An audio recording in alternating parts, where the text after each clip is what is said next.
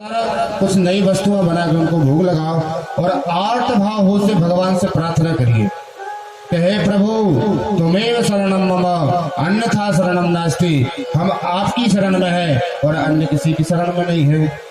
जब जीव आर्त भाव होकर भगवान से प्रार्थना करता है, भगवान की शरण में जाता है, तो भगवान कहते हैं जो तू आवे एक पग मैं आऊं पग साथ। जीव एक कदम बढ़ाता है, भगवान उसको दौड़ के अपने गले से लगा लेते हैं। तो भगवान श्री नंद बाबा एकादशी का व्रत करते हैं। इस दिन बाबा की नींद रात्रि के 12 बजे खुल गई। उन्होंने सोचा शायद 4 बज गया, ब्रह्म मुहूर्त हो गया, भ्रम हो गया बाबा को, तो स्नान करने के लिए यमुना में चले गए। एक दो अपने गोपों को साथ में लिया है और यमुना में स्नान करने गए हैं। अब ग्वालों ने जैसे ही बाबा को यमुना में जाते देखा तो डुबकी लेते तो देखा, लेकिन बहुत देर हो गई, बाहर ही नहीं आए। अब तो दोनों ग्वाला डर कर गए हैं और आकर पूरे ब्रज में शोर मचा दिया, कन्हैया तेरे बाबा यमुना में डूब गए। अब तो कन्हैया भी तुरंत उठ के दौड़ते हैं, बोले अद्य में निवृतो देहो देवार्थो दिगिता प्रभु तुदपादांभो भगवान नवापो परमात्मना। भगवान दौड़ के यमुना में प्रवेश किए हैं और यमुना के मार्ग से वरुण लोग पहुंच गए, क्योंकि नंद बाबा का हरण वरुण देव के पार्षदों ने कर लिया। रात्रि के समय जलाशय में स्नान करना निषेध है, क्योंकि रात्रि में वरुण जल के जो देवता वरुण है वो विश्राम करते हैं और आप जाके जल में स्नान करोगे तो विश्राम उनका भंग हो जाएगा। तो नंद बाबा रात्रि में स्नान करने गए थे। वरुण लोग के जो पार्षद थे नंद बाबा को पकड़ कर ले गए थे।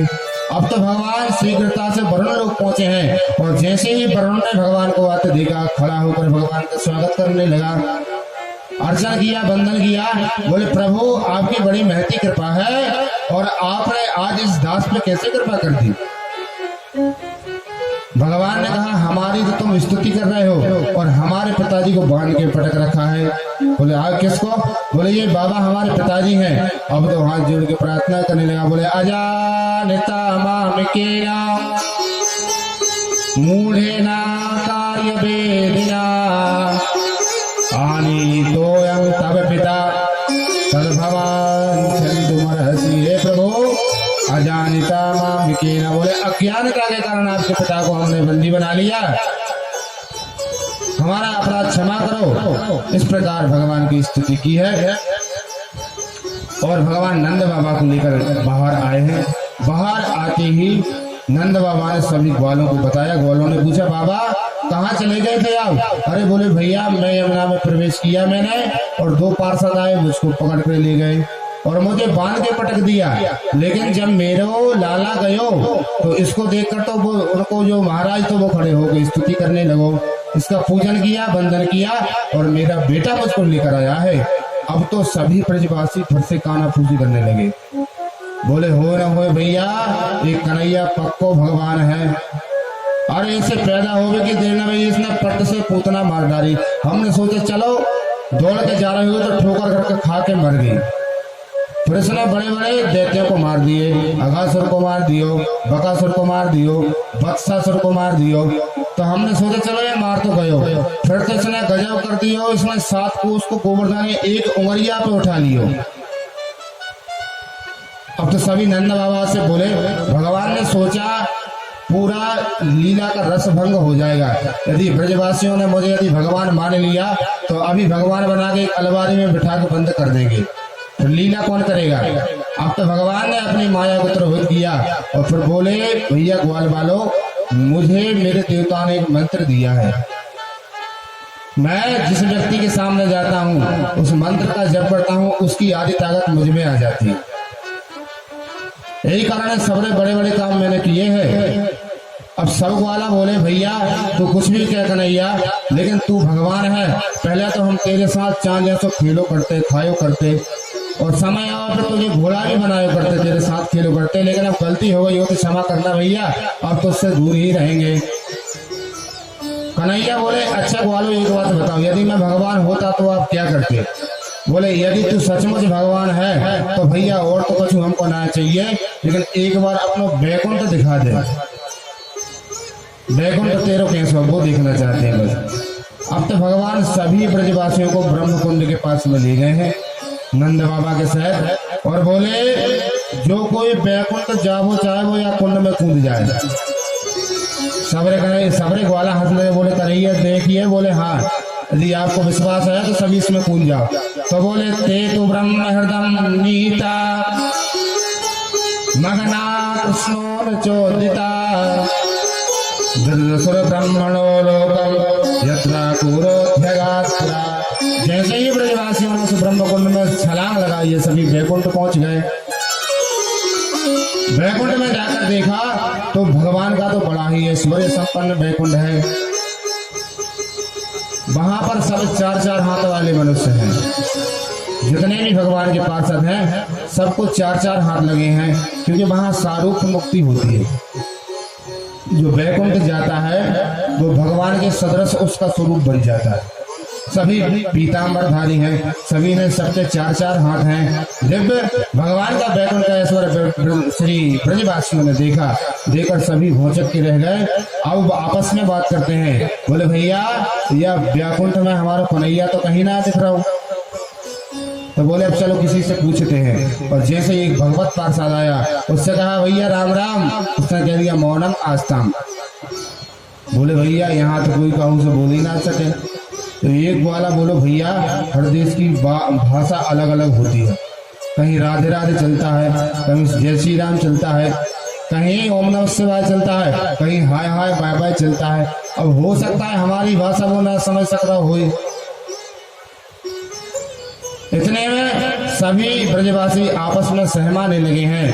तो एक ग्वाला ने देखा कि वो एक बहुत बड़े शेष नाग पे भगवान अपने लेटे हुए हैं और ब्रह्मा आदि शिव आदि देवता भगवान की स्तुति कर रहे हैं। ग्वाला ने देखकर कहा देख भैया अपने कन्हैया वो उधर बैठो ऊपर एक नाग के ऊपर। अरे यमुना में तो इसने 108 फन वाले नाग को मारा था, लेकिन यहाँ तो ये 1000 फन वाले नाग पर सो रहा है। कितने ठाट बाट इस कन्हैया के इस बैकुंठ में है। जैसे ही भगवान के पास जाने लगे एक पार्षद ने रोक दिया, बोले यहाँ से आप आगे नहीं जा सकते। अब तो सभी ब्रजवासी अत्यंत आशंकित होने लगे और 8 भाव से भगवान से प्रार्थना की है कि कन्हैया हमें अपने ब्रज में वापस लौटा ले। तो जैसे प्रार्थना की है तो महाराज जिस कुंड से बैकुंठ गए थे उसी कुंड से सभी ग्वाल बाल वापस बाहर लौटाए। बोले नंदा तजस्तुतम दृष्ट्वा परमानंद निर्वृता कृष्णं च तत्र छंदोभिः स्तूयमाना सुवेस्मिता। जैसे ही सब ग्वाल बाल उस कुंड से बाहर निकले हैं, बाहर निकल के सबने कन्हैया को गले से लगा लिया है। भगवान बोले कहा ब्रजवासियों देख लियो हमारा बैकुंठ है। बोले भैया तेरा बैकुंठ तो हमने देख लियो। बोले कैसा है। बोले हाँ मैं बैकुंठ कभी जीवन में नहीं जाना चाहेंगे। क्यों। अरे भैया यहाँ तो हम तेरे साथ खेलते, तेरे साथ खाते, और तू हार जा तो तुझे घोड़ा बना के तेरे ऊपर ही बैठते, लेकिन वहां तो तेरे पास ही नहीं जा सके भैया, बहुत दूर से तेरा दर्शन करना पड़े। इस प्रकार भगवान दिव्य लीलाएं ग्वाल वालों के साथ करते हैं।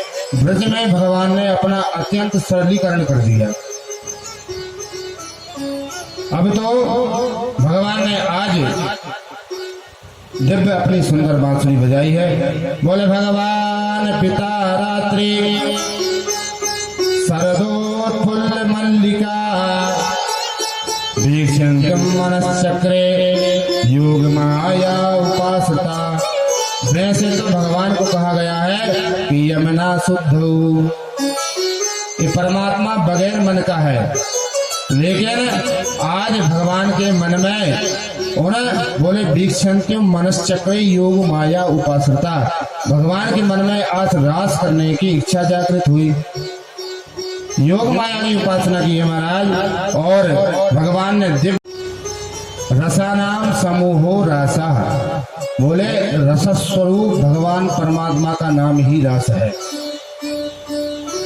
जो रसस्वरूप परमात्मा है उसका रसास्वादन करना ही रस है।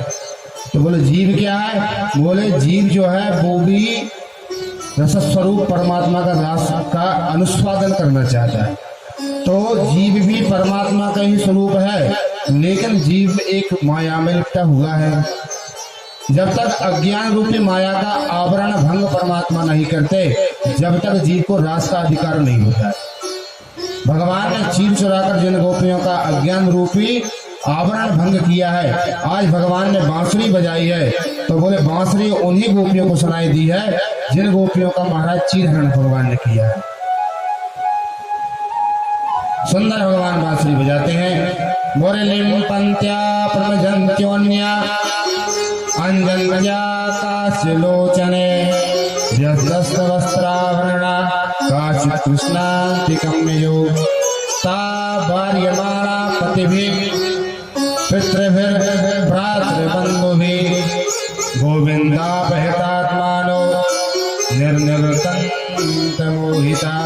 बोले भगवान ने जैसे ही जब अपनी बांसुरी को बजाया है तो भगवान ने 2 बार बांसुरी बजाई है। एक बार भगवान ने जब बांसुरी बजाई तो सर्वभूत मनोहरम, उस बांसुरी को सबने सुना, यमुना ने भी सुना, गायों ने भी सुना, सबने सुना। लेकिन आज भगवान ने जो बांसुरी बजाई है, बोले बांसुरी भगवान की भी है, मामूली बांसुरी नहीं है। बोले वंशस्तु भगवान रुद्रा, भगवान शिव ही कन्हैया की बांसुरी बनकर आए हैं। राम अवतार में हनुमान जी महाराज बन के आए भगवान शिव, तो बोले प्रभु राम अवतार में तो मैंने हनुमान बनकर आपकी सेवा की है। बोले हनुमान बन के शिव जी आपने राम अवतार में बहुत तपस्या की और बहुत ही मेहनत की आपने, लेकिन कृष्ण अवतार में तुम बंसी बन के आ जाना, तो इस बार मैं आपकी सेवा करूंगा। तो वंशस्तु भगवान रुद्र, भगवान शिव ही बांसुरी बनकर आए हैं। तो शिव को आदेश दिया कि बांसुरी की धुन उन्हीं के कानों में सुनाई दे जो इस महाराज की अधिकारिणी गोपियां हैं। तुम्हारा इस दिव्य भगवान ने बांसुरी बजाई है। आइए हम उस बांसुरी के सुर को श्रवण करते हैं एक भजन के माध्यम के द्वारा। अरे मुरलिया हरि की त्रिभुवन में धूम मचाई रे, मुरलिया हरि की त्रिभुवन में धूम मचाई रे, मुरलिया हरि की त्रिभुवन में धूम मचाई रे, मुरलिया हरि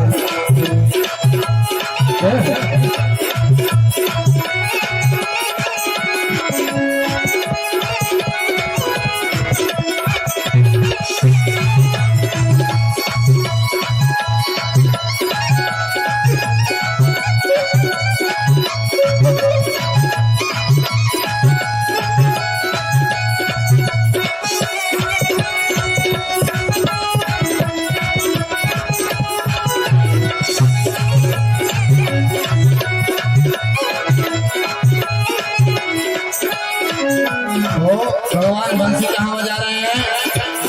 वृंदावन में बंसी बजी है, 3 भवन धुन छाई। वृंदावन में बंसी बजी है, 3 भुवन धुन छाई। वृंदावन में बंसी बजी है, 3 भवन धुन छाई। वृंदावन में बंसी बजी है, 3 भुवन धुन छाई। और दौड़े शिव समाधि बिसराई, शिव समाधि बिसराई। मुरलिया हरि की त्रिभुवन में धूम मचाई हो, मुरलिया हरि की त्रिभुवन में धूम मचाई हो, मुरलिया हरि की।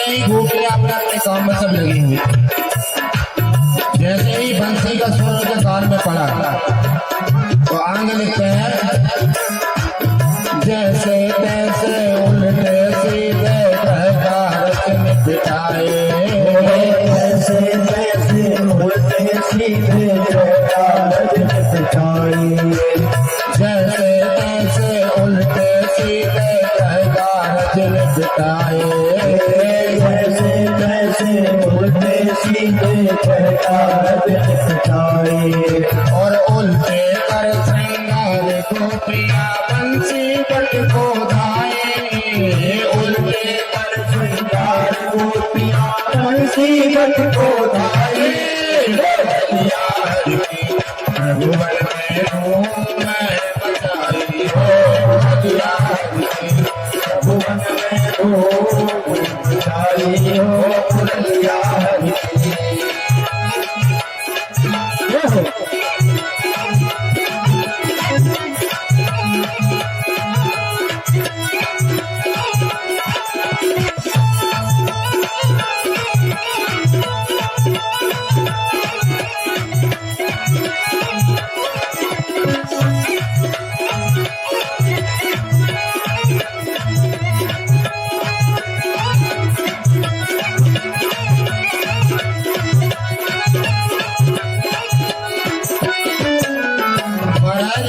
भोजन बना रही थी और भोजन बनाते समय से कान में सुर पड़ा खीर में नमक दाल में शक्कर मक्खन में मिर्चाई खीर में नमक दाल में शक्कर मक्खन में मिर्चाई नमक दाल में शक्कर मक्खन में मिर्चाई खीर में नमक दाल में शक्कर मक्खन में मिर्चाई और को सागपति को भूसा ऐसी मछली बोलाई को सागपति को भूसा ऐसी मछली बोलाई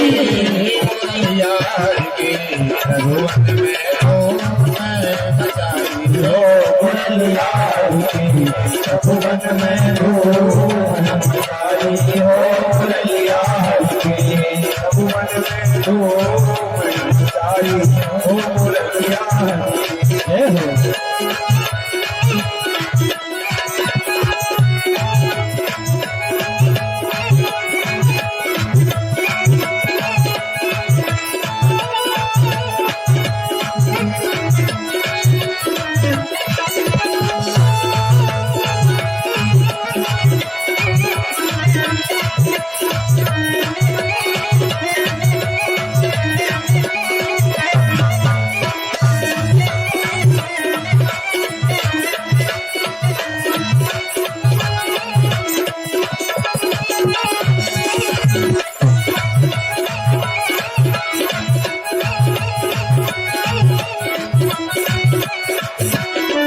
बोलते हैं पग में पहुंची हाथ में पायल कान में नथुन सजाई पग में पहुंची हाथ में पायल कान में नथुन सजाई और मेरे महावर कर अंजन बिंदी कपोल चिपकाई मेरे महावर कपोल बिंदी कपोल सजाई भगवान में हो मैं बचाई हो मुरलिया भुवन में हो बचाई हो मुरलिया भुवन में हो बचाई हो मुरलिया भुवन में हो बचाई हो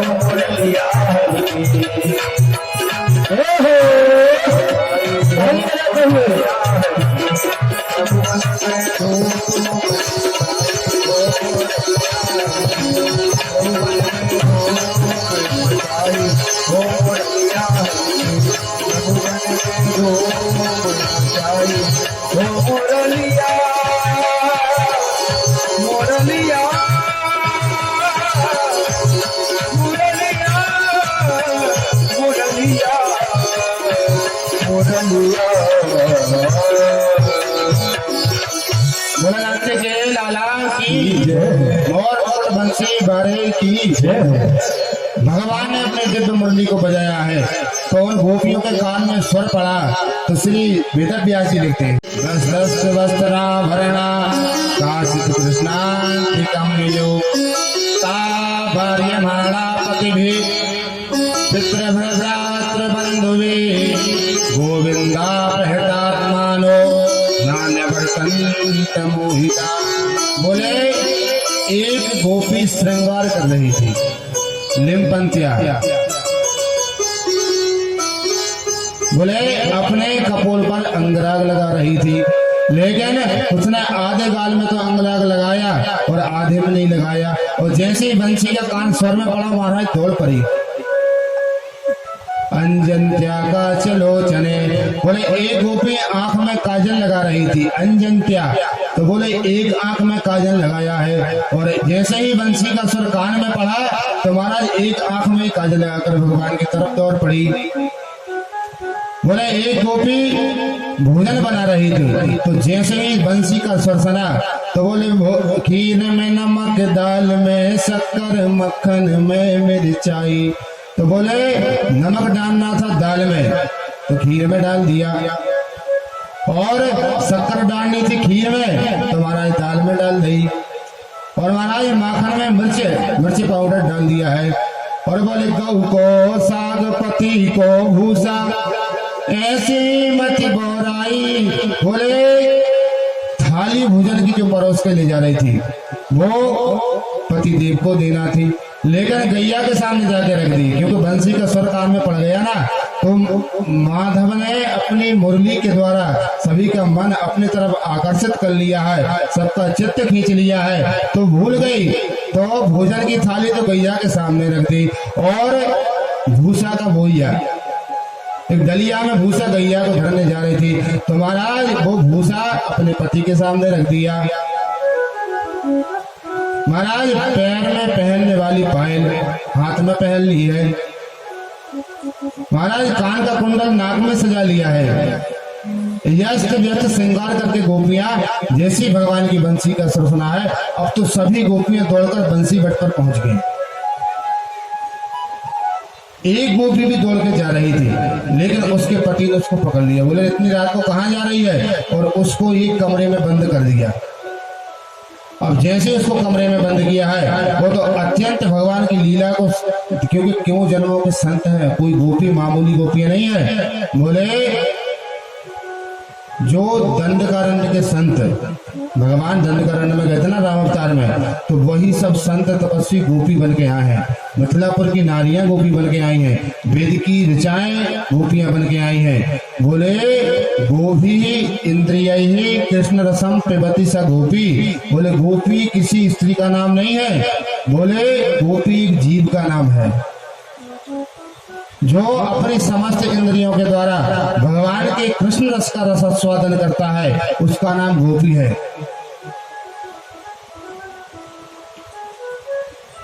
गोप रूपी जीव ही भगवान उस जीव पर कृपा करते हैं, वही इस रास में सम्मिलित हो सकता है। तो बोले गोपियां जो अपने समस्त इंद्रियों से भगवान की रस का पान करती हैं, वही गोपियां हैं। इस गोपी को जैसी बंद किया है, उसने योग बल से अपने उस शरीर को वहीं छोड़ा और दूसरा शरीर लेकर महाराज बंसी पर पहुंच गई।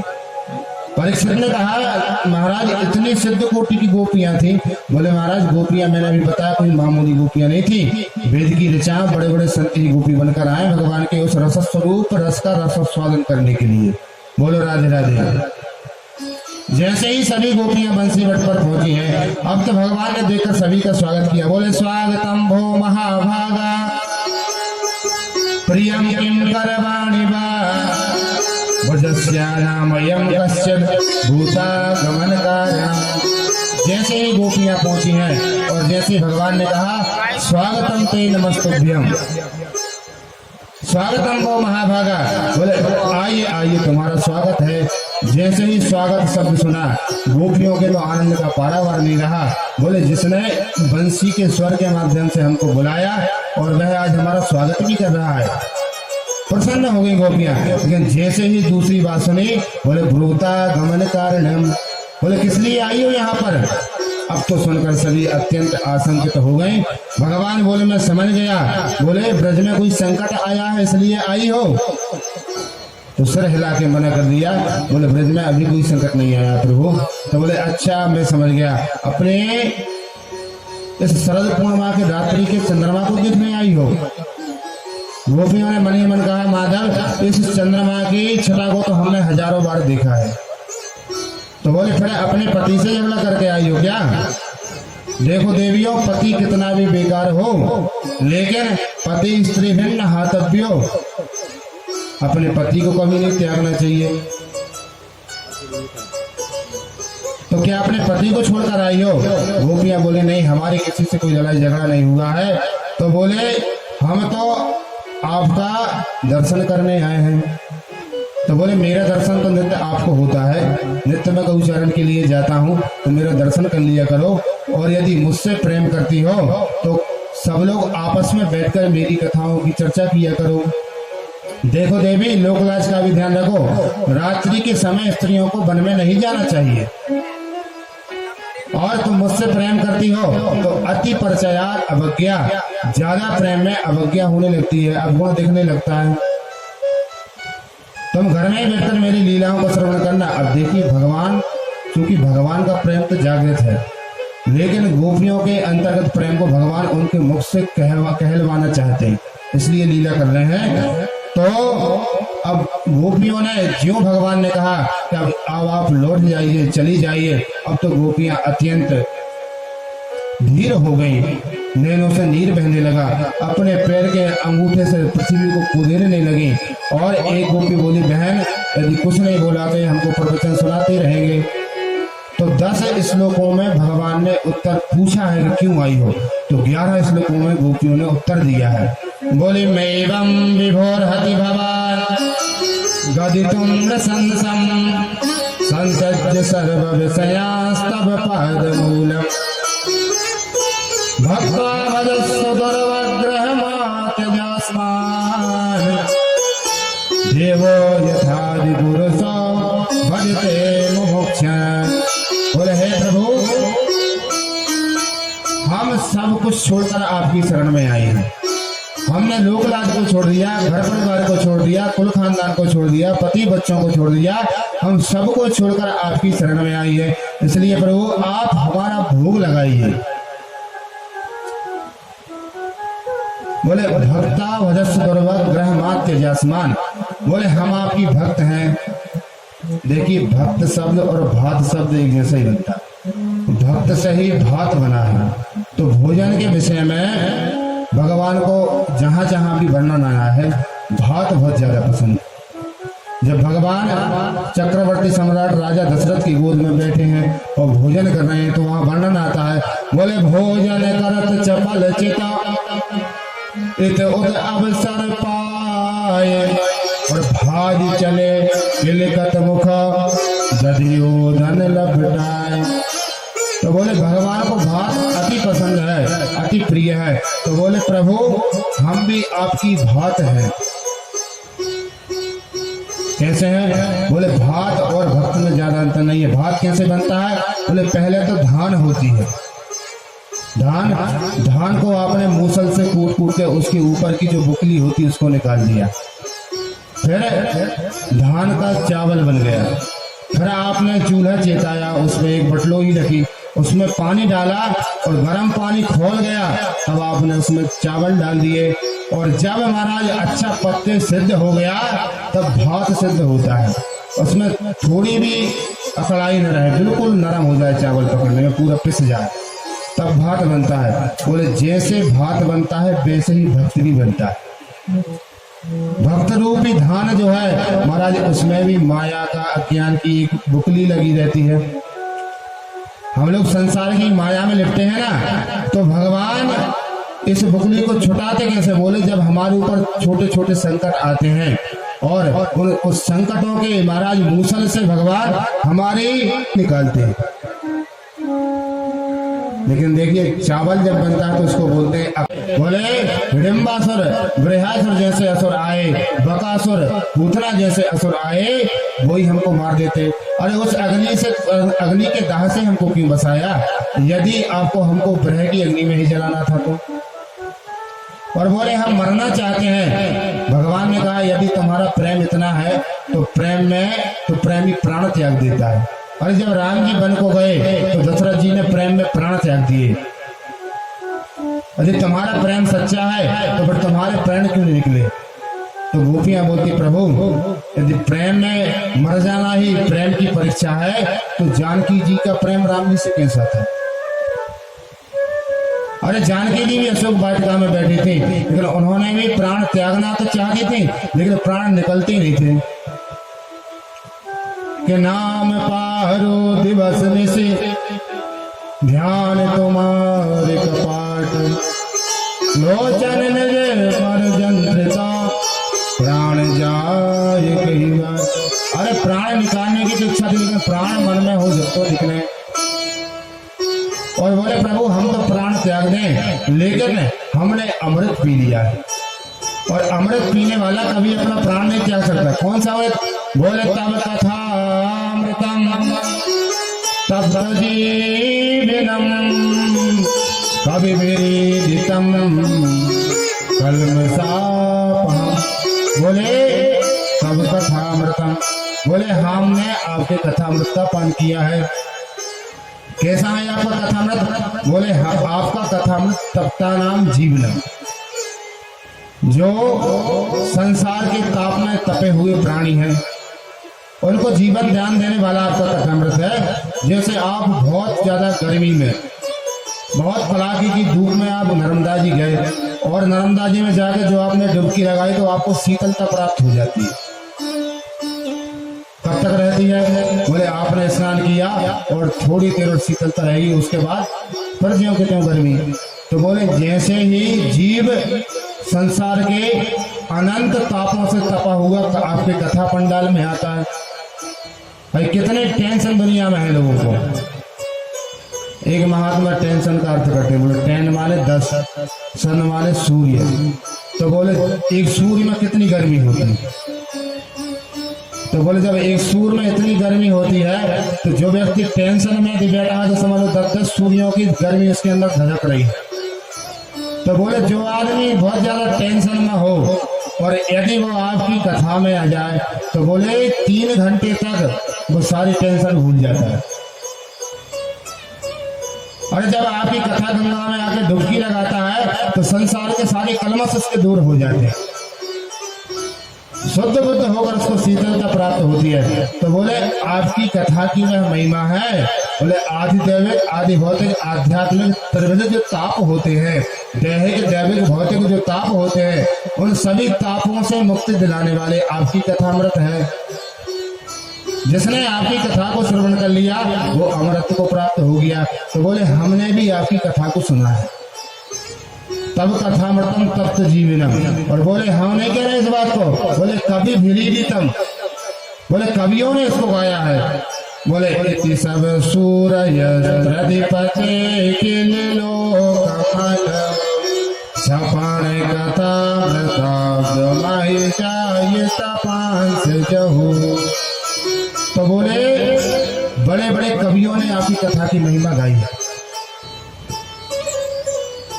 और बोले जीवन में सबसे बड़ा दान भी यही है, जिसने आपकी कथा का दान कर दिया।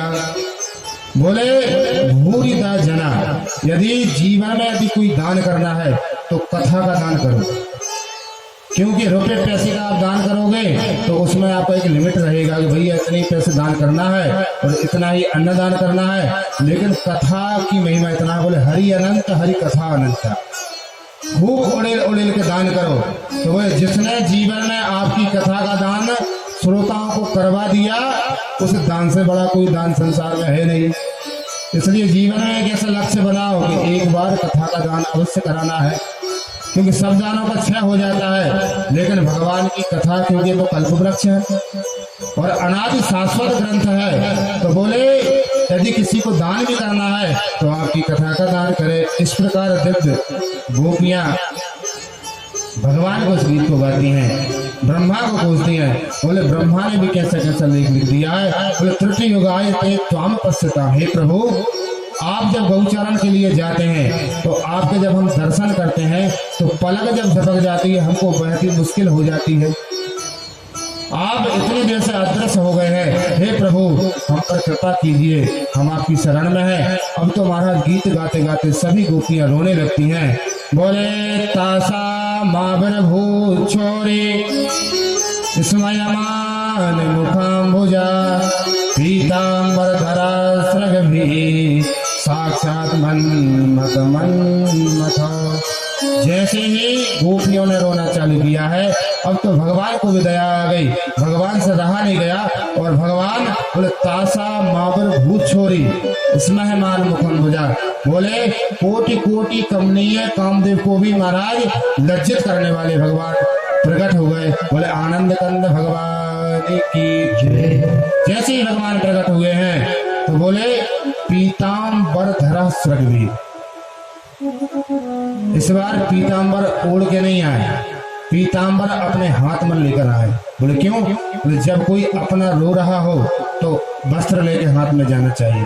तो भगवान मानो गोपियों के अस्त्रों को पोंछने के लिए अपने हाथ में वस्त्र लेकर आए हैं और दिव्य भगवान जैसे आए हैं। सभी गोपियों ने भगवान को प्रणाम किया है, प्रणिपात किया है और एक गोपी तो टेढ़ी भ्रकुटी से भगवान को देखने लगी। उसने सोचा यदि कुछ कहा तो अभी फिर से अंतर ध्यान हो जाएंगे।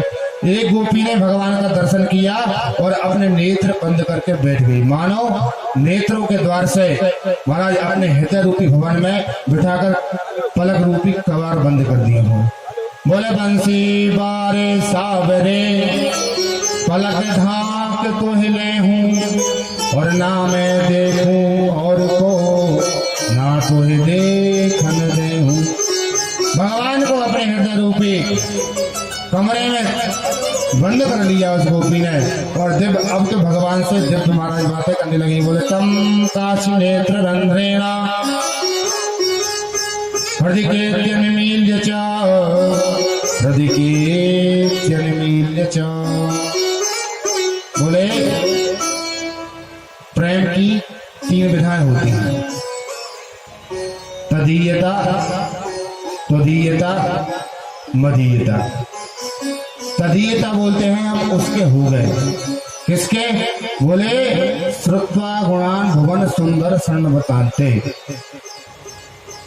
हमने उनकी महिमा बहुत ज्यादा सुनी, महिमा सुन सुन के हम उनके हो गए। ये रुक्मणी जी का हाल हुआ।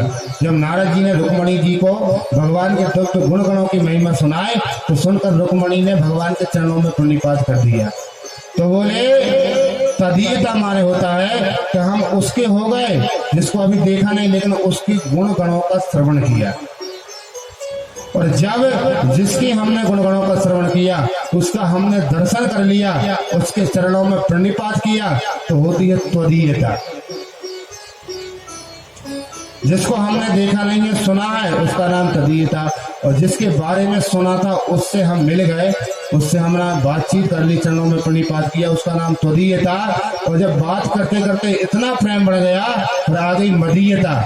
मदीयता का मतलब होता है तुम मेरे हो और किसी को नहीं हो। तो गोपियां त्वदीयत से उतरकर मदीयत में आ गई हैं। भगवान से कहते प्यारे आप केवल हमारे हो, किसी के नहीं हो। बोले प्रभु प्रेम करने वाले 3 प्रकार के होते हैं। एक वो होते हैं जो प्रेम के बदले प्रेम करते हैं, और एक वो होते हैं कि महाराज जो आप प्रेम करो चाहे न करो लेकिन हम आपसे प्रेम करेंगे, और एक वो होते हैं जो किसी से प्रेम नहीं करते। तो भगवान बोले देवी जरा इसकी व्याख्या हम करें। बोले हाँ करिए। बोले जो प्रेम के बदले प्रेम करता है उससे कभी प्रेम नहीं बोलते, वो तो व्यवहार है। भैया आपने शादी में हमको झरा बुलाए थे तो हमने आपको भी झरा बुला लिया, आपने एक व्यक्ति को बुलाया तो हमने भी एक व्यक्ति को बुला लिया। तो बोले जो प्रेम के बदले प्रेम करे वो केवल आपका व्यवहार है, वो प्रेम नहीं है। और जो दूसरी कोटि का जो प्रेम है कि आप